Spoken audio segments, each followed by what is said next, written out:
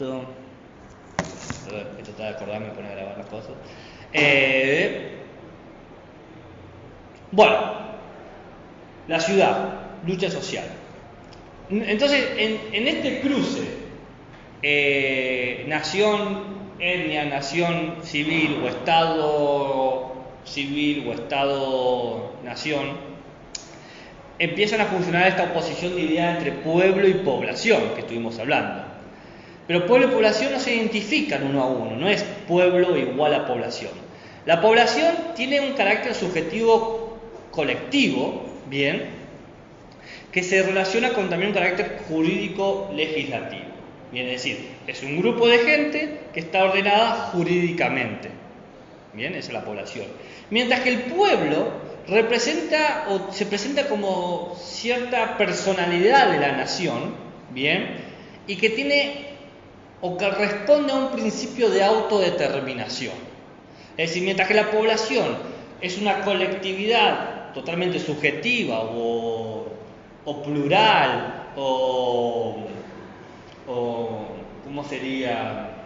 Heterogénea, que se ordena gracias a ciertas leyes, esa es la población, el pueblo demanda cierta representatividad espiritual, si se quiere, o mítica, o trascendental, si queremos despojarla de elementos teleológicos, de la nación.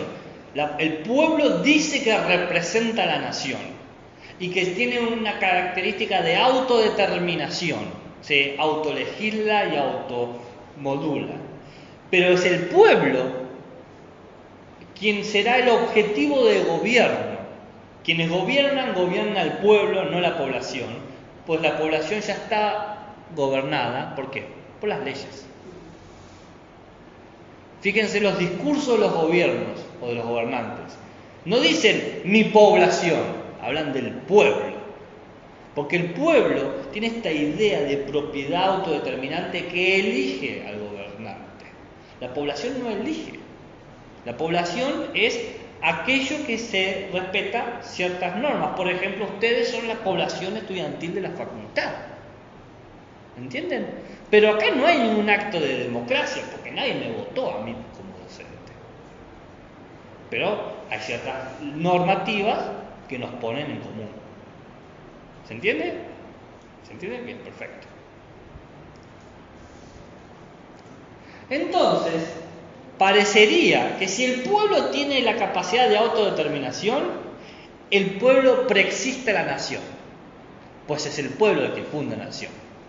El pueblo de los americanos libres del sur se declara independientes de la corona española. Es el pueblo, no la población. Porque la población es la población caudilla, es la población que ya está legislada por los tratados de Indias, que era el código legislativo que operaba en las colonias. El Tratado de India, que eran 9 tomos que hablaban de cómo gobernar, cómo fundar ciudades, etcétera, etcétera, etcétera, etcétera. ¿Bien?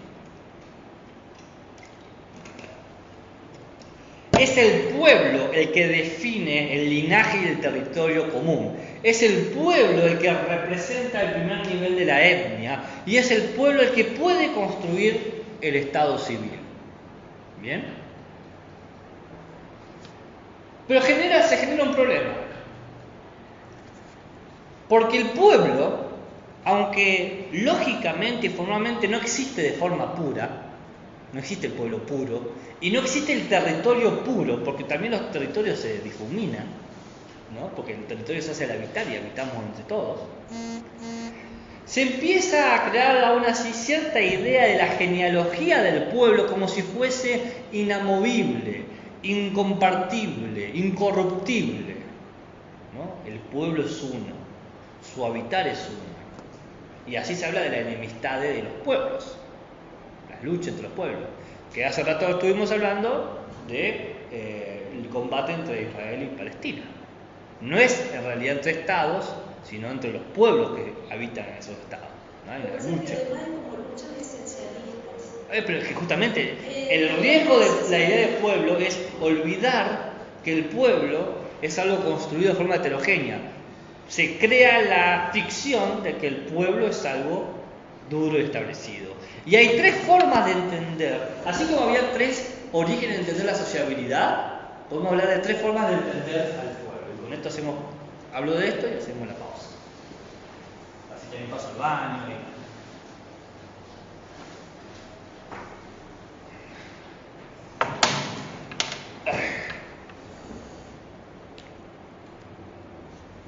El pueblo puede ser entendido de manera biológica. ¿Bien?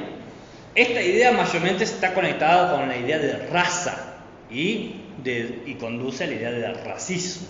¿Bien? ¿Qué es? Que hay un conjunto de rasgos determinados, ¿bien?, que han constituido histórica y culturalmente a un grupo de gente, esos rasgos. ¿Bien? Y que les define su voluntad y su forma de pensar y su forma de vivir. Bueno, sabemos que esto es totalmente incompatible con los hechos históricos, porque las sociedades siempre son un crisol de personas. No existe algo como la raza pura, no se ha encontrado ninguna prueba biológica de que existe una raza pura. No hay eso.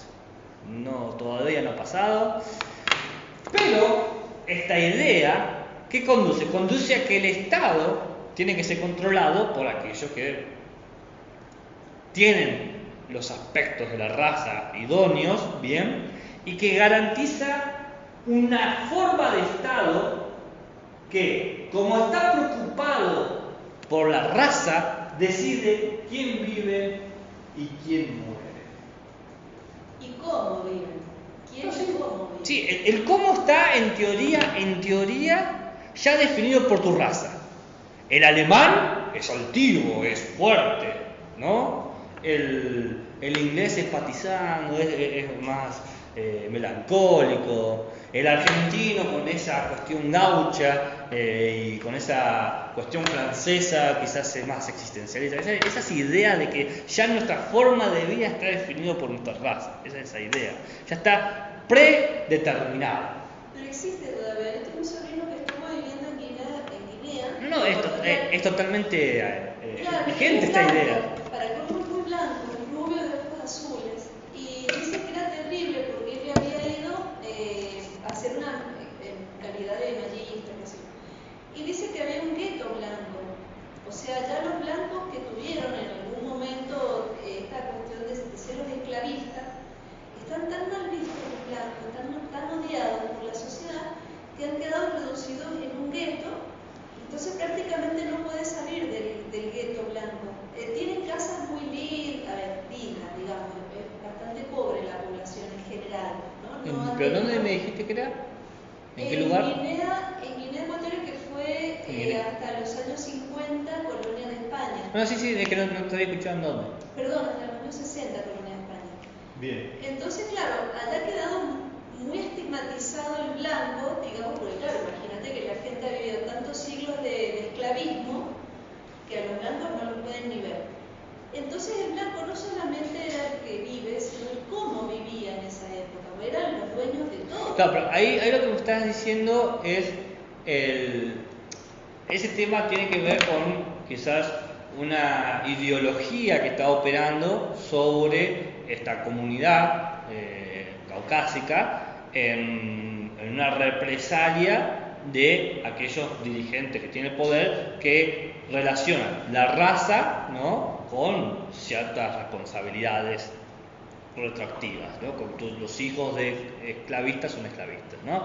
Pero acá la idea del Estado en términos que se basa en un pueblo desde la biología ya supone que la forma de vida está en el código genético, ¿no? O sea, era una especie más evolucional que otra, o sea, obviamente, claro, sí, el Estado Nacional Socialista Demócrata, el nazismo, ¿viste?, entendía que el alemán tenía que vivir así, pero porque estaba escrito en su y que el judío tenía que vivir así, porque estaba escrito en su forma de ser, ¿no? Por eso el Estado decide quién vive y quién muere. los que pueden vivir acá y los que tienen que morir. Frente a esta idea está la idea de cultura, del pueblo en términos de cultura, que se recupera desde la idea de ciertos simbolismos, ciertos significados. Por ejemplo, el dialecto, cómo hablamos, ¿bien? Entonces establecemos un idioma que genera cierta personalidad cultural, ciertos modismos, ¿bien? Etcétera, etcétera, etcétera. ¿Qué pasa? A la vista está que los pueblos trascienden los elementos culturales. Muchas veces en luchas civiles, pueblos de, entre grandes comillas, culturas distintas se han aliado para demandar lo mismo. Acá en Argentina ha pasado, ¿no? Bueno, el éxodo jujeño que estuvimos hablando hace un rato. Pero lo cultural, cuando es politizado, cuando se convierte en agenda del Estado, cuando se convierte en parte del Estado, hay un problema, porque establece una normativa de las buenas y las malas prácticas civiles, lo que la tradición dice. La tradición dice que las mujeres van a la cocina, ¿no? Porque es así la cultura, es así. Entonces, si está politizado, se van a construir leyes y formas de habitar que van a justamente garantizar que se den esas buenas y malas prácticas sociales. Perdón, cívicas. Son cívicas porque supone que ciertos derechos y ciertas obligaciones. ¿Se entiende? Sí. Y ahí llegamos a la tercera idea. Bueno, ustedes me dicen, Gaby, no me gusta la idea del pueblo de biología, no me gusta la idea del pueblo de cultura. Bueno, les doy una tercera opción, a ver si les gusta esta. Pueblo en términos históricos. Bien. Que se puede entender de dos formas. Una forma determinada, y que decimos, hablamos del destino de los pueblos, o de una forma indeterminada y hablamos del devenir de los pueblos, ¿no? Se tiene determinado el destino, el pueblo argentino está destinado a la gloria, o indeterminado, bueno, el pueblo argentino está con un barco sin timón, ¿no? O decís, el pueblo argentino está destinado al fracaso, o sea, puede ser otro también, o sea, dependiendo cómo vamos entendiendo la historia. ¿Qué pasa? Se basan en condiciones formales o materiales de la historia para construir la personalidad del pueblo. El pueblo argentino se caracteriza por estar siempre en deuda o en crisis, ¿no? Entonces las condiciones formales materiales han hecho la característica de una forma de interpretarlo, ¿no? Pero hay un problema acá. Fíjense que yo siempre le digo el problema de la biología, que lleva al hecho de que no existe la raza pura, no existe ni siquiera la raza. Lo cultural existe que aún culturas distintas se han aliado. Y ahora lo histórico. Tomar el pasado para definir la identidad puede tranquilamente desvirtuar la identidad real y actual del pueblo, porque yo puedo escribir la historia de la manera que me parezca más conveniente en la imagen que quiero vender del pueblo, ¿no? La forma que quiero establecer. Y a su vez, esta identidad del pueblo puede llevar a que cierta gente que es parte del pueblo quede fuera, que quede excluida, ¿no? Entonces yo hablo de los hombres libres del sur. No digo los humanos libres del sur, hablo de los hombres libres del sur. Entonces ya estoy generando una oposición que verbalmente está generando un desplazamiento. Sí, la historia mitrista o la sarmientista es muy distinta de la historia revisionista que se claro. En el siglo XXI. Es decir, en la historia de Mitre y Sarmiento aparecen cosas que hoy en día dirían que son falsas. Claro. Por ejemplo, San Martín nunca fue general, nunca pasó de ser teniente coronel. Claro, dependiendo cómo se construye. Pero exactamente, esta idea de biológico, cultural e histórico son las distintas formas de definir al pueblo. Yo no me atrevo a decir cuál es mejor y cuál es peor. Son las definiciones más clásicas y tradicionales. Pero todas comparten que hay cierta subjetividad colectiva compartida, ¿bien? Y que el pueblo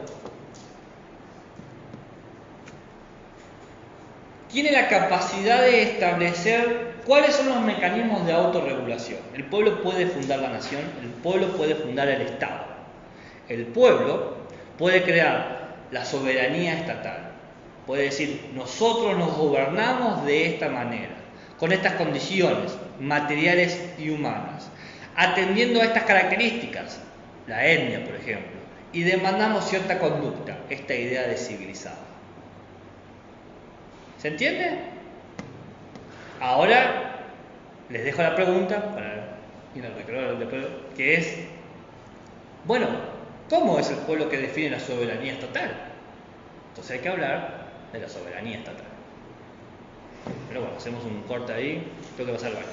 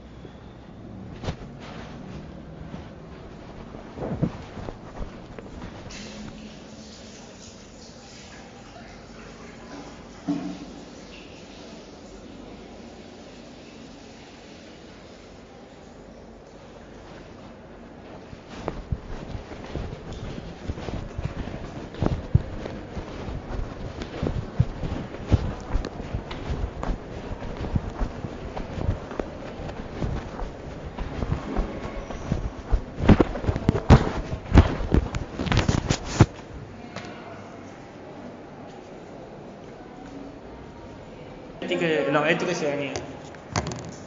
Problemática, supuestamente era martes. Sí, pero creo que son martes. Vale, no sé si lo habrá cambiado de profe, pero hasta que usamos antes era. Ay, entonces se me acaba de ver ahora capaz que esto. ¿Qué aula pensaba aprender? No, problemática se puso acá, pero me parece que los martes igual. Bueno, nos vemos, chao. Vale, chao, sí. Una clase muy visitada. La verdad, Gabriel, no se me da cosa porque se ilusiona, ¿viste? Hay gente. Sí, yo me pongo. Y se le ilumina la Y sí, porque yo digo más gente. Pero bueno, es que a mí me pone contento que haya más gente estudiando filosofía. Claro, 40. Yo nunca he visto tanto de filosofía específicamente. Vamos a ver cuánto llega. No quiero hacer aguafiestas. No, pero siempre es así, pero nunca han entrado 40. Entraron. 15 y quedaron. Entraron 40. Claro, entraron. Había entendido que se inscribieron al cursillo 40. Han entrado 40. Bueno, qué bueno, es una buena noticia. Claro, el primero. Claro. Todo siempre ha sido 10, 15. Y después vamos quedando 4, 3. Bueno, siempre hay. Siempre, es increíble. Aparte por la materia, quizás por los tiempos de uno. La vida, sí, la biografía. Bueno, una cosa, lo último que yo dije, que dejé como en suspenso, es, bueno, ¿qué hay acá con la soberanía estatal? ¿Qué pasa ahí? Fue como lo último que mencioné. ¿Por qué? ¿Por qué dije eso? Porque población, territorio, son dos de los tres elementos indispensables del Estado. A ver, juguemos un poquito. ¿Cuál puede llegar a ser el tercero? ¿Cuál creen que está faltando? Que son indispensables. El Estado no existe sin población, sin territorio. Sí, y algo más, porque población y territorio no hacemos nada. Nos falta la organización, digamos. Sí. Bien. Hay una palabra que seguramente si lo digo van a decir, era obvio. Es una palabra tan obvia que lo usan todo el tiempo. El poder. Porque todo Estado tiene poder, porque si no, no sos un Estado. Yo creo que debería ser el primero. No, Población, poder y... es que lo organicé a medida que fueron apareciendo. Sí. ¿Sí? ¿Por qué? Definición tradicional del Estado es la organización de un poder político, ¿bien? En el que se ejerce en una población que habita un territorio determinado. Y la organización de un poder político que se ejerce sobre una población que habita un territorio determinado. Ahí tenés población, territorio, poder. Ese es el Estado. ¿Bien?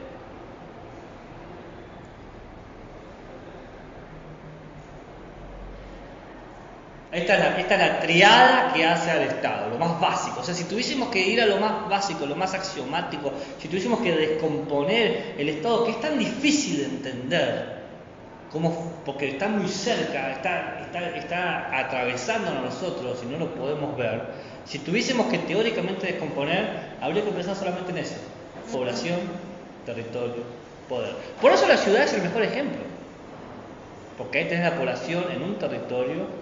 Y si no hay ejercicio de poder, en realidad, ¿bien? Este poder, ¿bien? Surge de que el Estado garantiza y promueve, antes que nada, un principio de igualdad. Lo primero que hace un Estado es la igualdad. Te lo iguala a toda la población en este territorio. ¿Bien? Si el Estado no puede garantizar la igualdad de una población en su territorio, se dice que el Estado no existe como tal. ¿Bien? La igualdad no quiere decir que tengamos los mismos derechos, ojo el piojo. La igualdad tiene que ver con que todos somos controlados o dominados. Todos tenemos nuestro número de DNI, por ejemplo. Esa es la igualdad. No digamos, igualdad tiene que ver con que igualdad política sería, más que nada. Claro. La igualdad económica tampoco entraría en la igualdad, o sea, más que nada, o sí. No, sí tiene que ver con cierta igualdad política, pero en realidad tiene que ver con dos cosas. O sea, no te voy a negar que no está lo político acá.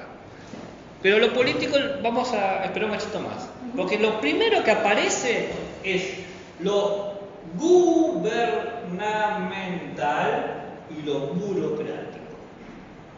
Una igualdad gubernamental y una igualdad burocrática. Espera. A ver.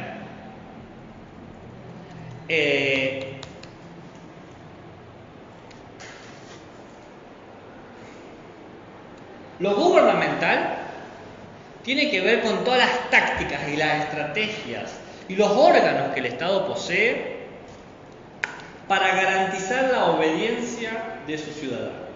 ¿Bien? Establece un modelo de ciudadanía, lo gubernamental. ¿Cómo debe ser? ¿Bien? Es el ejercicio del poder específico.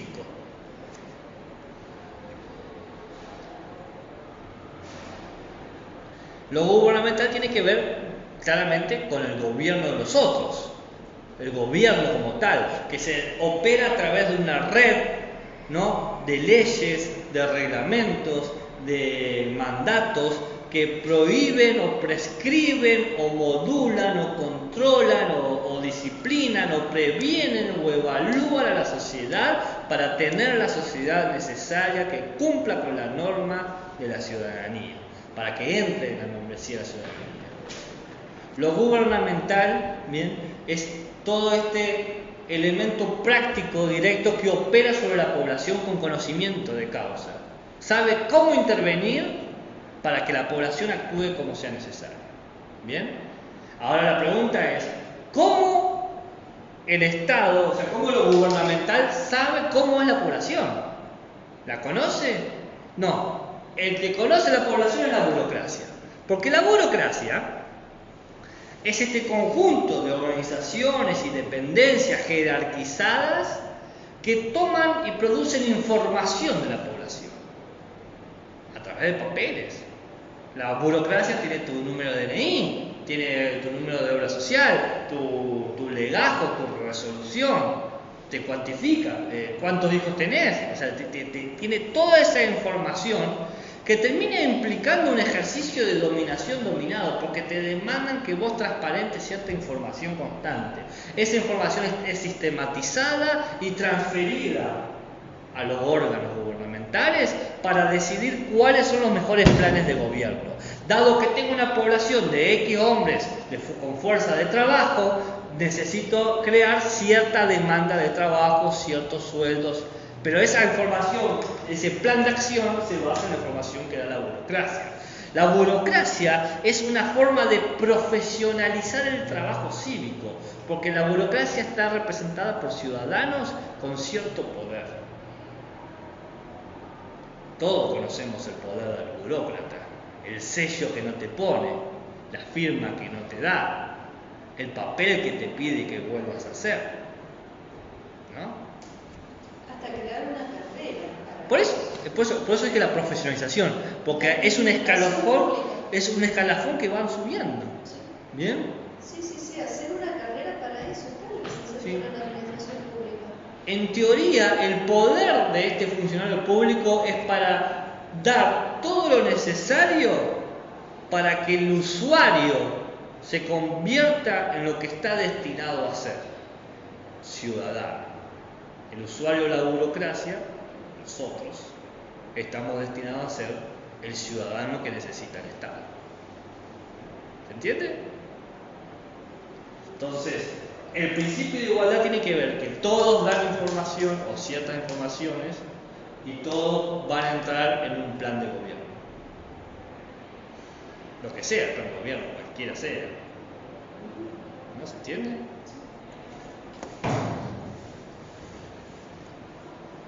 ¿Qué piensan de esto? Que se da permanentemente en los casos reales, es decir, cuando falta la firma de...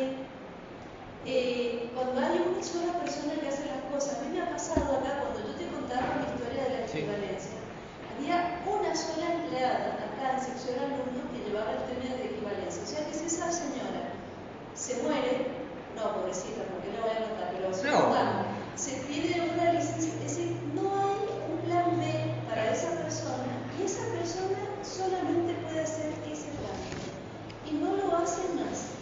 Y cuando hay alguien que no hace lo que tiene que hacer por X motivo, entendible, atendible o a veces no.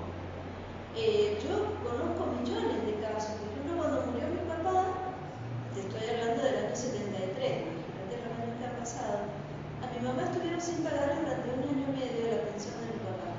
¿Qué pasaba? Que estaba mal hecho el trámite. Le habían hecho un expediente a nombre del difunto.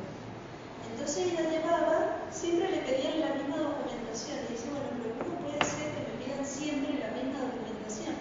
Estaban haciendo 2 expedientes. Uno lo llevaba una empleada y el otro lo llevaba la otra. ¿Está bien? Entonces, una cuestión burocrática, o lo que ironiza a Kafka con el proceso. Sí. En esa novela lo que él ironiza es la cuestión de la burocracia, el poder que tiene la burocracia, el tentáculo de la burocracia. De hecho, acá tenemos en nuestro país una verdadera infección de la burocracia. Bueno, sobre el poder burócrata lo vamos a ver en la última unidad, el último tema con Judith Butler. Sobre el poder del burócrata, la tiranía de la burocracia. Es una verdadera tiranía, sobre todo en países totalitarios. Bueno, pero está el otro autor que dice, porque no, siempre voy a traer las dos voces, que dice que no. Y vamos a ver qué les parece las dos opiniones de quizás el burócrata es un esclavo. ¿Quién era? Badiou, me parece, si no me equivoco. Badiou. Sí, ahí lo tengo. Siempre me olvido el nombre. Badiou. Me parece que me estoy equivocando, parece que quiero.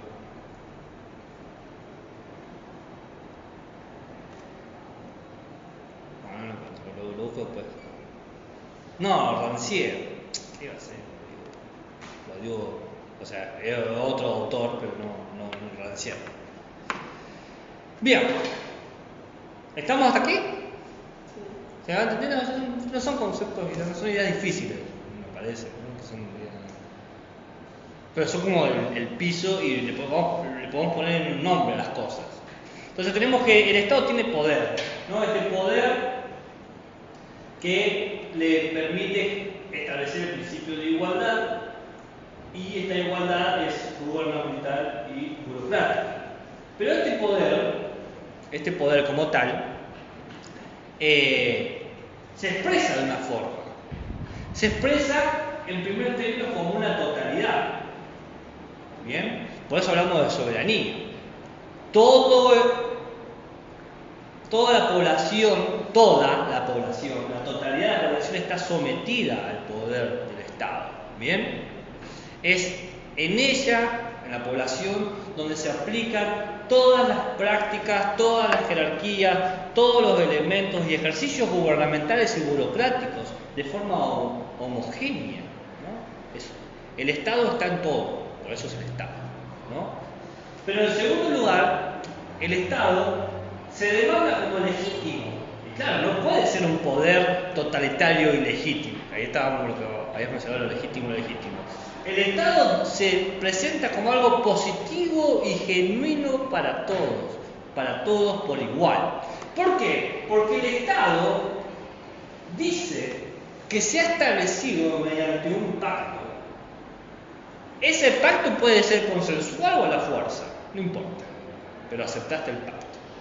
Es como le decían a Sócrates cuando lo declaran a muerte. Te podés ir, dice, no, yo acepté el pacto de Atenas y acepté las leyes de Atenas. Y si una de las leyes de Atenas le permite matar a los atenienses, tengo que aceptar esa consecuencia. ¿No? ¿Tienen la idea del pacto tan fuerte?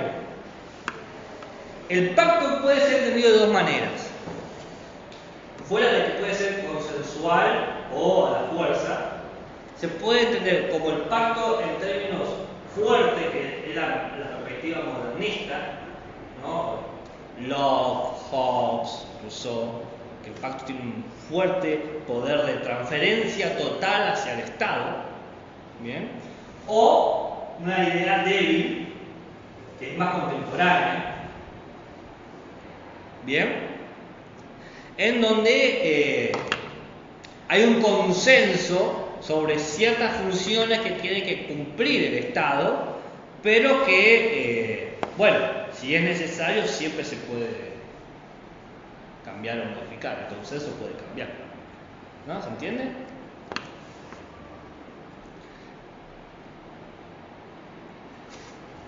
De cualquier manera, la legitimidad que le da lugar a la soberanía, ¿bien? Soberanía, totalidad celestial, el tercer punto, que yo lo voy a decir, o sea, toda esta soberanía que aparece, siempre aparece de forma que se aplica de igual para todos, determina qué es posible y qué es imposible, qué es lo ilegal y qué es lo ilegal, y encima se presenta como una vigilancia constante, en el buen y en el mal sentido la vigilancia constante. Vigilancia para que se cumplan los derechos, ¿no?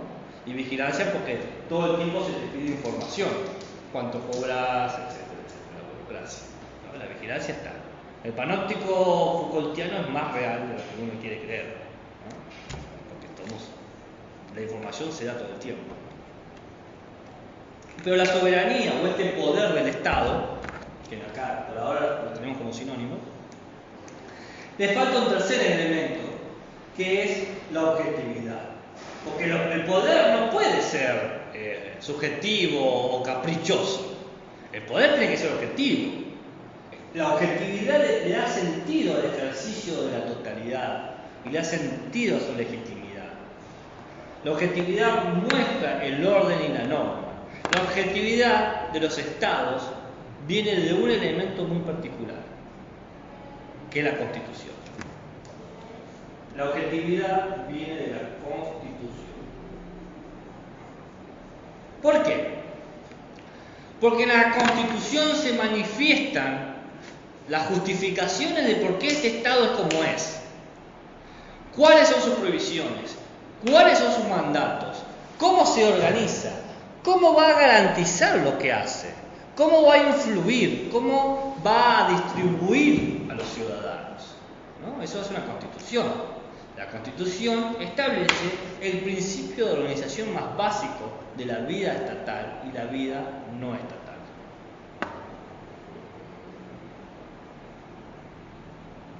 La objetividad que da la Constitución son los tres poderes constitucionales.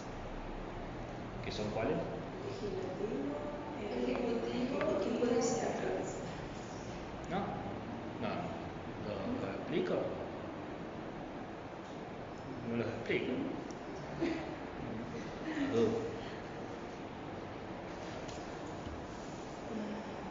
Y ahora llegamos a la política y lo político. Siento que les he hecho escribir mucho. No sé si es bueno. Yo después lo voy a grabar. ¿Eh? Después. Lo voy a grabar. ¿Qué te grabás leyéndolo? ¿Eh? ¿Te grabás leyéndolo o qué? No. ¿Ah? Puedes grabar. Claro. ¿Lo van a clase? Sí, ahí puse a grabar la clase. A ver. La pregunta de cómo lograr el buen o mejor orden social. Que es una pregunta del Estado, ¿no? ¿Cómo hacer el mejor orden, la mejor totalidad, de una forma legítima y poder hacerlo de una manera objetiva? Supone previamente haber respondido las preguntas de qué es la política y qué es lo político. Porque para definir nuestra forma de gobierno y nuestra forma de Estado, tenemos que pensar previamente de qué es posible el ciudadano. Porque yo no puedo gobernarlo y pedirle que cumpla cosas que no está capacitado de cumplir. Hobbes lo entendió muy bien. Yo puedo pedirle al ciudadano que renuncie a su libertad, pero no puedo pedirle que renuncie a su vida, dice Hobbes. Entonces, si el Estado pone en crisis la vida del ciudadano, el ciudadano puede rebelarse al Estado. Esa es la única situación donde Hobbes habilita la rebelión, cuando el Estado no garantiza la vida. La libertad no es necesaria, porque él habla del Estado absolutista, ¿no? O sea que podrían no ir a la guerra. ¿Eh? Podrían no ir a la No, guerra. porque la guerra, ojo, Hobbes dice... Siguiendo esa lógica. No, obviamente, pero Hobbes es muy cerrado, va a decir, pero la guerra es necesaria para proteger el Estado que garantiza la protección de la vida.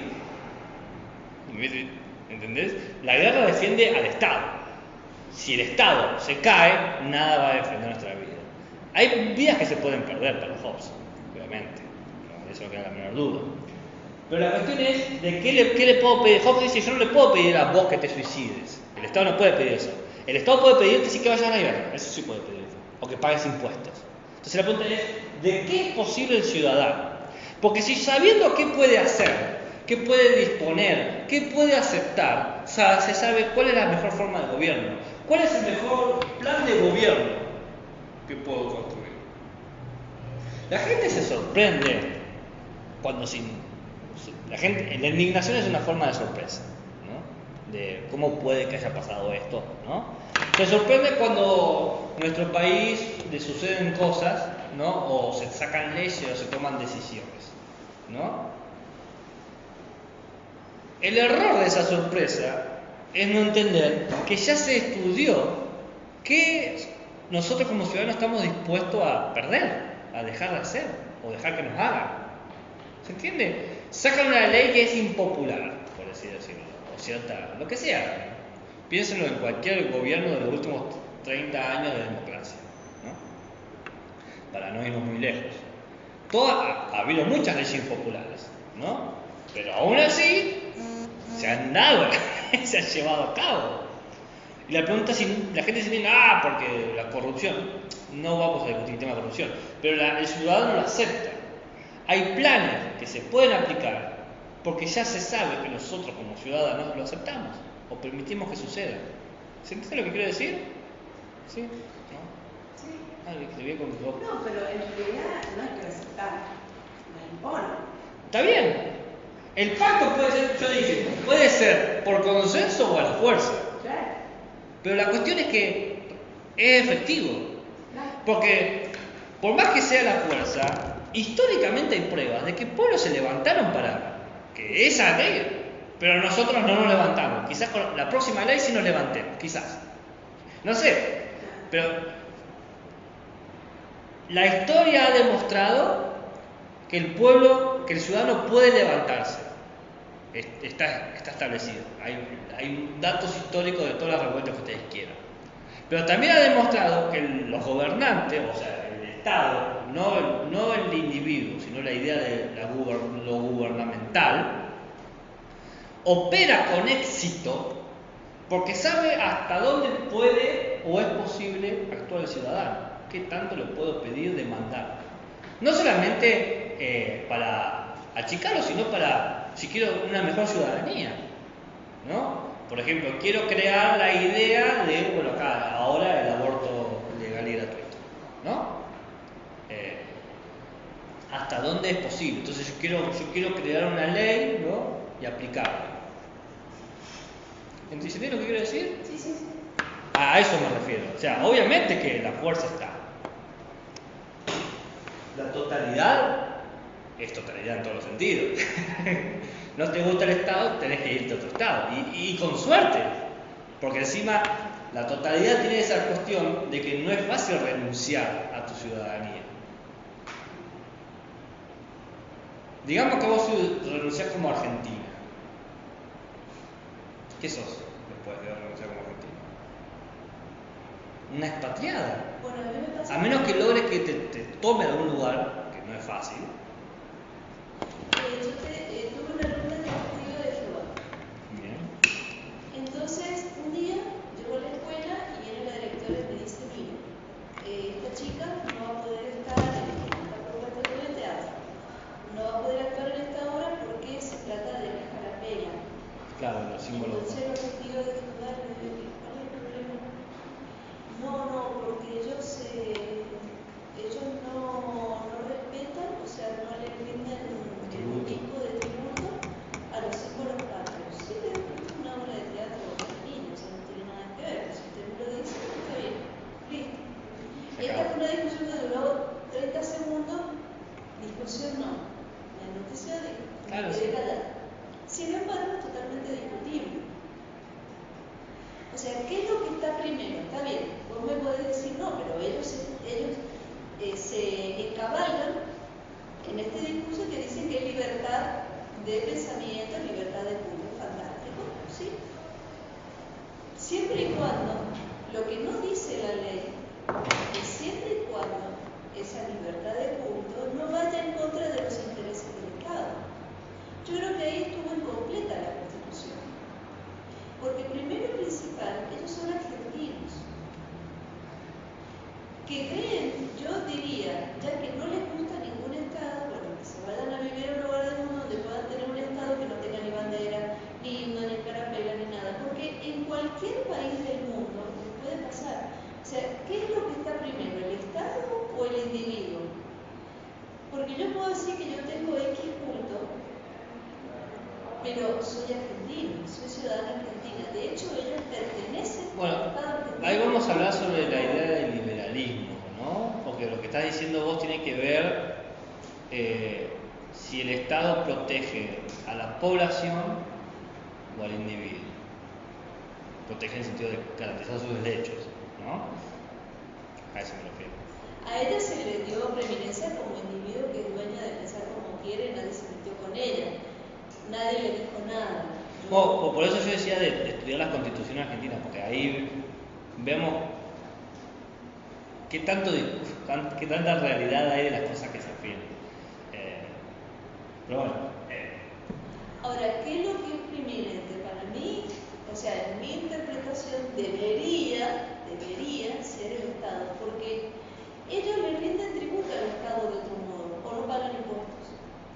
Bueno, hay que pensar qué requiere el Estado argentino de sus ciudadanos. Porque esa es la pregunta. Es la pregunta de ¿qué supone el Estado argentino que es posible que haga a sus ciudadanos? ¿Qué ¿Entiendes? pasa para un médico que ha hecho un juramento hipocrático y no le puede poner una transfusión de sangre a un paciente? Porque, ¿te acuerdas de un caso hace 10 años atrás? Un muchacho, Varios casos de gente que por su religión no acepta. y el médico dijo, bueno, pero ¿yo qué hago? Dejo que se muera. Y todo depende de qué posición cívica nos estemos parando. De vuelta, de qué consideramos que es posible hacer el ciudadano, porque vos tenés dos respuestas. Importa la libertad individual, entonces, mira, no quiero sangre, me muero desangrado. La otra es, no, el Estado tiene que, enceguecido y sin pensar en otra cosa más que sus intereses de tener una mano de obra funcional, garantizar la vida. Y se crea una tensión ahí. Porque ahí, en las dos posturas, volvemos a preguntarnos si ser ciudadano es igual a ser humano o es igual a tener derechos humanos. Porque parece que no es lo mismo. No. Si yo puedo manipular estas cosas, parece que no es lo mismo. Cuando hablemos de los derechos humanos, ahí vamos a ver si es o no es lo mismo. Bueno, pasa con médicos, yo tengo compañeros que son médicos, y ellos están todos en contra del aborto, todos, los bioquímicos, todos. ¿Por qué? Porque ellos dicen, bueno, nosotros no nos deja la posibilidad de hacer una libertad de conciencia. O sea, si hay colegas míos que quieren hacer un aborto, bueno, ya ellos, pero yo sí quiero que la ley entienda que yo no estoy a favor del aborto y que nos permita hacer un padrón de médicos que no queremos hacer un aborto. Entonces la ley no puede estar por encima de esto. Ahora, si lo del aborto es ley, el médico lo tiene que hacer, porque hay una ley. Depende de lo que diga la ley. Porque si la ley dice que puedes ser objetor de conciencia, como en la guerra vos podés ser objetor de conciencia. Yo leí el proyecto de Victoria Donda. No sé, estamos hablando de situación hipotética. Quiero continuar con esta idea porque faltan 15 minutos para que las 5. No, es que son interesantes más para que te quede todas las preguntas o las discusiones que estamos acercando acá, por ejemplo, la del aborto o la relación con el tema de la vida, eso la vamos a ver con Giorgio Agamben, que habla de la eutanasia. Es que esta materia abre ese camino, entonces yo busqué textos que trataran de alguna manera de trabajar eso. Por eso son preguntas que siempre digo, es mejor guardarla para el texto que está trabajando eso, porque, nada, Agamben empieza de una forma muy curiosa a hablar de un panfleto que hablaba a favor de la eutanasia previa a la Segunda Guerra Mundial, que los nazis retomaron. Es muy interesante toda esa discusión. Bien, tradicionalmente la política se fue entendiendo como una actividad exclusiva de un grupo profesional y reducido. Bien, gente que estudió sobre la política, ¿no? Esta idea en realidad nace más o menos en el siglo XVII, bien, con todos los movimientos intelectuales de Europa, las revoluciones burguesas, la Ilustración, la Revolución Francesa, ¿no? Tenemos a Hobbes, Locke, Rousseau, Kant, esta idea de que hay ciertos intelectuales que deben pensar a la política, ¿bien? Y que hay que conseguir ciertos ciudadanos que representen, ¿bien? Es decir, la política en el sentido de que es una labor profesional, en donde tenés magistrados, abogados, politólogos, delegados, legisladores, ministros, ¿no? Gente profesionalizada, ¿bien? Entonces, frente a esta idea de la política como profesional, se estableció la idea de que deben gobernar los profesionales, ¿no? El que estudió Derecho, por así decirlo, o el politólogo, ¿bien? Es decir, la política sería hacer política, literalmente, los que están capacitados para hacer política, los que pueden de alguna manera garantizar el bien común porque estudiaron cómo salvaguardar ese bien común. Sería como algo instrumental, El profesional es un instrumento del Estado, el ministro es un instrumento del Estado para que funcione el Estado.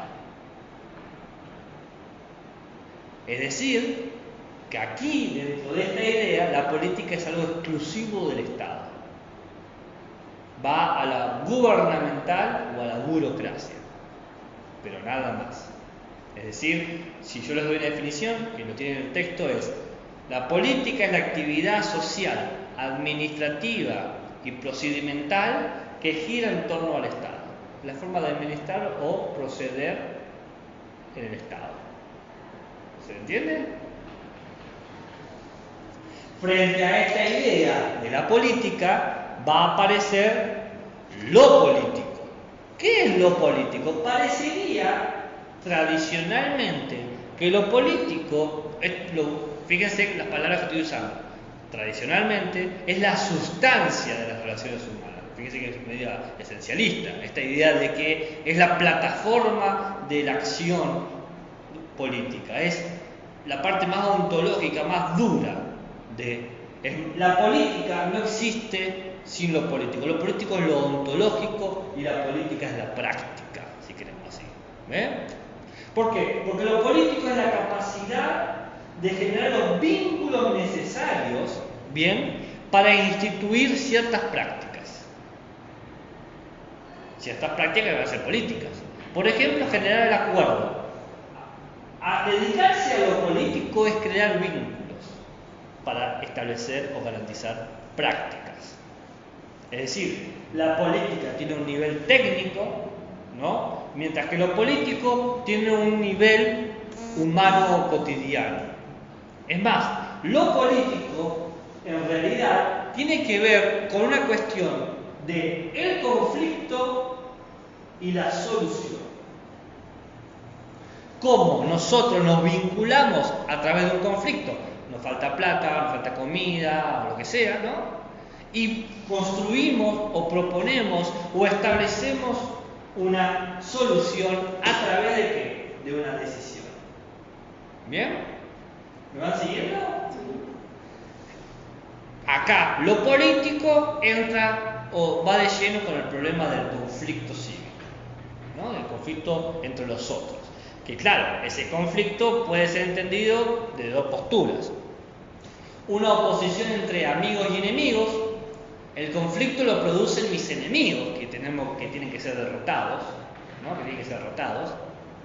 Los amigos es el núcleo cívico, es donde funcionan todos los derechos, y todos los que están fuera de este núcleo son mis enemigos. ¿Se entiende? El conflicto lo genera el otro. El discurso político argentino está muy basado en esta idea del conflicto. Ustedes escuchen los discursos políticos de Argentina, ¿no?, de todas las líneas políticas que está existiendo ahora en 2020. Y siempre es el conflicto del enemigo y el amigo. Son ellos los que hacen mal. Sí, pero aparentemente, ya de los 90 o menos, se dejó la hipótesis de conflicto a nivel de discurso militar. No, claro, sí. Después del caso del soldado Carrasco, fue un quiebre ahí en lo que era la cuestión de la educación militar. Lo cual no quiere decir que en lo político, que es lo que vos estás diciendo, no se eche mano a la construcción de un enemigo. Hay un texto muy lindo de Humberto Eco que se llama Construir al enemigo. Ese texto dice Eco que él lo hizo tuvo un problema con un vuelo. Sí. Y se quedó como 5 horas parado en un aeropuerto. Y se puso a tenía nada escribir. que hacer, se puso a escribir, se puso a hilar ideas, ¿no? Claro. Y de ahí salió a construir al enemigo. Y él habla que es necesario, o sea, la tesis que subyace, que es necesario la construcción de este enemigo, que es el otro, porque si no yo no tengo identidad.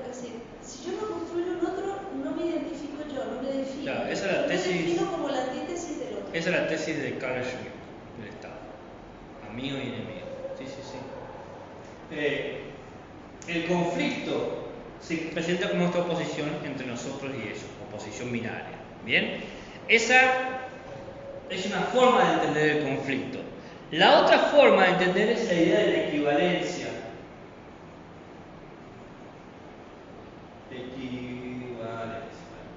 en donde al ellos o al otro tratamos de transformarlo en un nosotros, ¿bien? De incorporarlo. Pero sigue habiendo conflicto. O sea, la solución del conflicto es anularlo. Se sigue haciendo hincapié en lo político y en el conflicto. Pero hay una tercera vía que en vez de hacer hincapié en el conflicto, sea por oposición binaria, sea por equivalencia, se hace hincapié en la solución, que tiene que ver con qué decisión se toma para resolver las cosas. El hincapié está en la decisión, no en el conflicto. ¿Se entiende? ¿Bien? ¿Es solución o subsumisión? Solución de eso, resolver. Esas son como las tres líneas para entender a lo político, ¿no? Distintos autores van a tomar. Carl Schmitt habla del conflicto nosotros y ellos, por ejemplo. Chantal Mouffe habla de la decisión, de lo agonal, ¿no? Eso ya lo vamos a ver cuando estemos con ¿qué otro? Luego habla de nosotros, ¿no? Con el populismo que construye la vida del pueblo. Entonces, lo político es algo inherente a las relaciones humanas. Donde hay conflictos y necesidad de solución, está lo político. Lo político trata de establecer algún orden social. ¿Bien? Es decir, trata de resolver sistemáticamente o anular un conflicto, ya sea por la oposición, la equivalencia, ¿bien? Forma parte específica de todas las relaciones humanas y en la medida que sucede, en la medida que actúa, ¿no? Establece un orden social. Cuando se resuelve el conflicto de alguna u otra manera, se establece un orden. Para mantener la vigencia de ese orden, necesitamos a la política, a la gente especialista en el gobierno.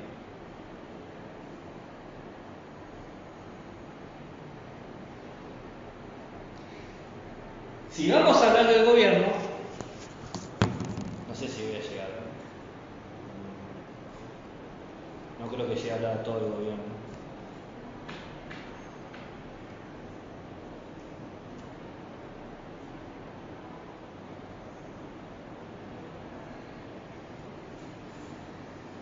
Pero sí voy a decir lo siguiente. Lo político me establece, en primer lugar, qué puede hacer el humano común.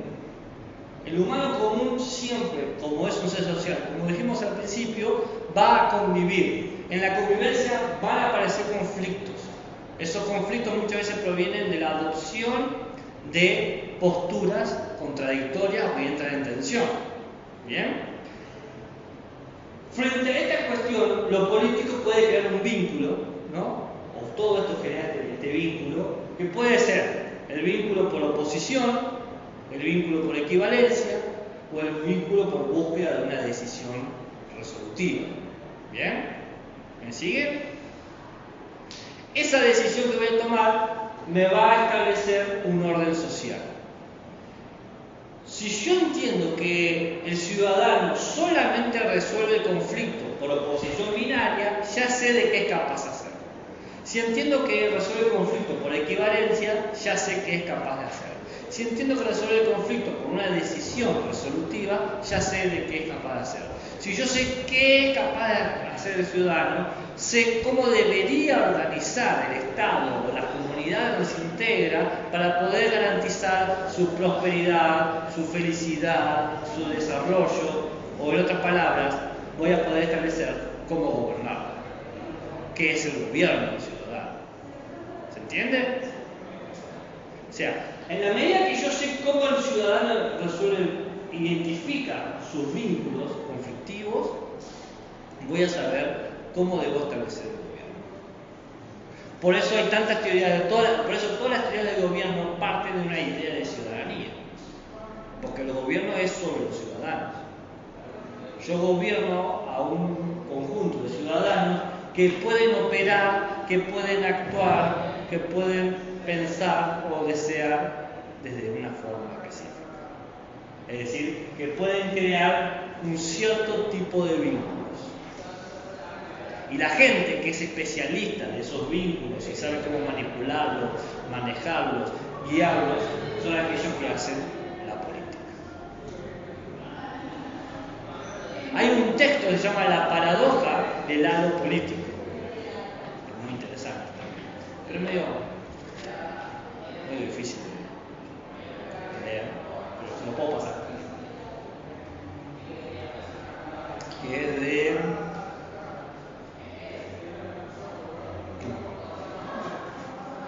Está en la bibliografía optativa. Bueno, ¿alguna pregunta? Más o menos. ¿Algo se ha entendido? Quizá hablo mucho. Es muy abstracto esto. O sea, después en la unidad 1 lo vamos a llenar de gente, de personas. Pero es como el glosario o el piso teórico común para que podamos.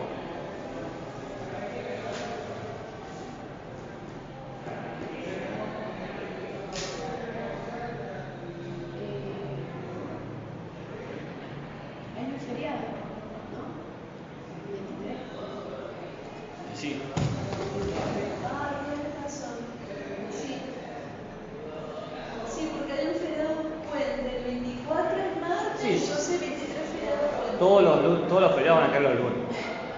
23, 24. No, pero creo que ese es el único lunes. Sí. El primer trimestre. Creo que el primer trimestre es el único lunes. No sé si hay otro. No sé, mira, las clases del lunes son 9, 16 y 30 de este mes. Tenemos 3 clases. Bien.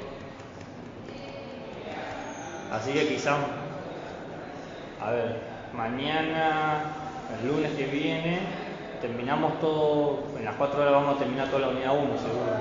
Entonces, el lunes... ¿El día de Malvinas, el 2 de abril, qué día cae? Entonces esa semana sí vamos a tener clase normal. Bueno, yo el lunes 16 les voy a dar ya las consignas de los trabajos prácticos y el nuevo cronograma, todo. Las consignas del trabajo práctico y el nuevo cronograma. Bien. Buenísimo. Bueno, cortamos hasta aquí. Ya, 5 minutos, 1 minuto. Ah, me olvidé poner el reloj. Y en mayo recién tenemos una, ¿no?